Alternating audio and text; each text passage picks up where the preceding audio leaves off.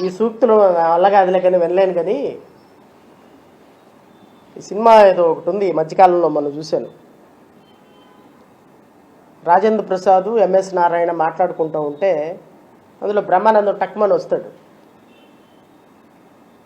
ఇతను ఎవరు అంటే వెంటనే అల్లు అర్జును ఇతను దొంగ కదా అంటాడు. అంటే వీడికున్న స్పెషాలిటీ ఏంటంటే నిమిషంలో దొరికిపోవటం వాడికున్న స్పెషాలిటీ అంటాడు. అలాగే నిమిషంలో దొరికిపోవటం అబద్ధాలాడి పవన్ కళ్యాణ్ స్పెషాలిటీ. 48 గంటల్లో పోలీసులకు ఆర్డర్లు ఇస్తే గంజాయి లేకుండా చేస్తానని చెప్పినటువంటి సొల్లు కబుర్లు, సోది కబుర్లు 18 నెలలు అయింది. ఏం పీకాడు అని ప్రజలు అడుగుతున్నారు.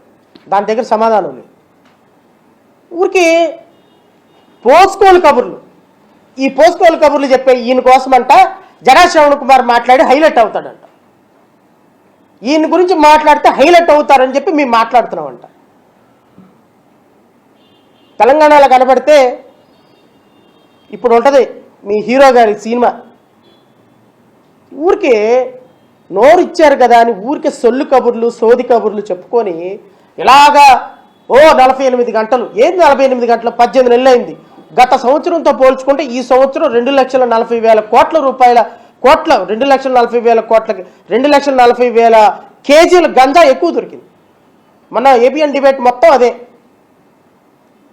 గత సంవత్సరం 2024, 23, 24తో పోల్చుకుంటే ఈ 18 నెలల కాలంలో 2 లక్షల కేజీల పైగా గంజాయి ఎక్కువ పట్టుబడింది ఆంధ్రప్రదేశ్ రాష్ట్రంలో.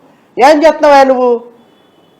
నీకు 48 గంటలంటే నీకు 48 సంవత్సరాల?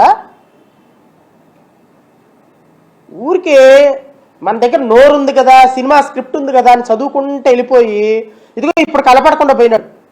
వెళ్ళండి 10th క్లాసు 6వ తరగతి 7వ తరగతి దగ్గర పిల్లలకి మేము చిన్నప్పుడు వెళ్ళిపోయి బయటికి వెళ్ళి అవి కొనుక్కునేవాళ్ళం షాప్లోకి వెళ్ళి. అట్ట దొరుకుతుంది గంజాయి చిన్నపిల్లలకి స్కూళ్ళల్లో, కాలేజీల్లో, ఇంజనీరింగ్ కాలేజీల్లో. మన గౌరవ హోమ్ మినిస్టర్ గారు ఎక్కడికి వెళ్ళిపోయినారో ఎవరికి తెలియదు. గౌరవ ఉప ముఖ్యమంత్రి గారు గంజాయి గురించి మాట్లాడరు, గౌరవ ముఖ్యమంత్రి గారు మాట్లాడరు, గౌరవ మంత్రి గారు మాట్లాడరు. ఈ లా అండ్ ఆర్డర్ను చూసే ముఖ్యమంత్రి మాట్లాడు, హోమ్ మినిస్టర్ అనిత గారు మాట్లాడరు. మరి ఏం మాట్లాడతారు? గంజాయి లేని రాష్ట్రాన్ని చూపిస్తానని చెప్పి కత్తిరెట్ట పట్టుకొని మాట్లాడింది అనిత గారు. ఏమైపోయారమ్మా? సో రాష్ట్రంలో ఇన్ని సమస్యలు పెట్టుకొని వీళ్ళు మాట్లాడినటువంటి మాటలకి మనం మర్చిపోయిన గూగుల్ మర్చిపోదు కదా సార్. మనం చేసినటువంటి వాగ్దానాలన్నీ గూగుల్లో ఉన్నాయి, ఇప్పుడు యూట్యూబ్లో ఉన్నాయి. దీని గురించి సమాధానం చెప్పంటే నవ్వుతారు హే అని. వీళ్ళ గురించి ఎంత తక్కువ మాట్లాడుకుంటే అంత మంచిది. రాష్ట్ర ప్రజలు అర్థం చేసుకోమని కోరుతున్నా. రాష్ట్ర ప్రజలు ఈ విధంగా ఇట్లాగా వచ్చేసి అధికారం కోసం అబద్ధాలు చెప్పి నాకు 48 గంటలు ఇవ్వండి, నాకు 15 సంవత్సరాలు ఇవ్వండి. నువ్వు 48 గంటలు అడిగావు గంజాయి సాగును తీసేయడానికి. 18 నెలలు అయితే 2 లక్షల కేజీలు ఎక్స్ట్రా గంజాయి పండించావు రాష్ట్రంలో. నీకు 15 సంవత్సరాలు ఇస్తే ఏం చేస్తావా ఆ రాష్ట్రాన్ని? 15 సంవత్సరాలు కావాలంటే ఈయనకన్నా చంద్రబాబు నాయుడికి ఇంకా దోచుకుందాం, ఇంకా రాష్ట్రాన్ని నాశనం చేద్దాం, ఇంకా ఎస్సీ ఎస్టీ బీసీ మైనార్టీలని ఇంకా దేశం రాష్ట్రం నుంచి వెళ్ళకూడదాం, మేమే సనాతన ధర్మాన్ని సనాతన ధర్మానికి ప్రతీక నిలబడదామని. ఈ మాటలన్నీ ఆపేసి ముందు పరిపాలన మీద కాన్సన్ట్రేషన్ చేయమని, రాష్ట్ర అభివృద్ధి మీద కాన్సన్ట్రేషన్ చేయమని నేను గౌరవ ముఖ్యమంత్రి గారిని, అధికార యంత్రాంగాన్ని కోరుతున్నా.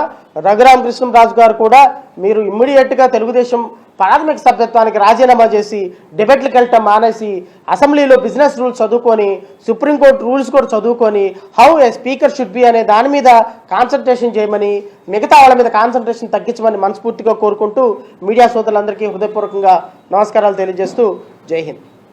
ఇంకా మీడియా ఎవరన్నా మిత్రులు ఎవరైనా ప్రశ్నలు అడగాలి అనుకుంటే వెల్కమ్. ఏదండి?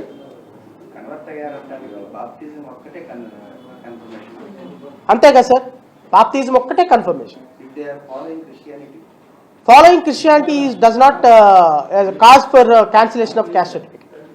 So following Christianity is always different.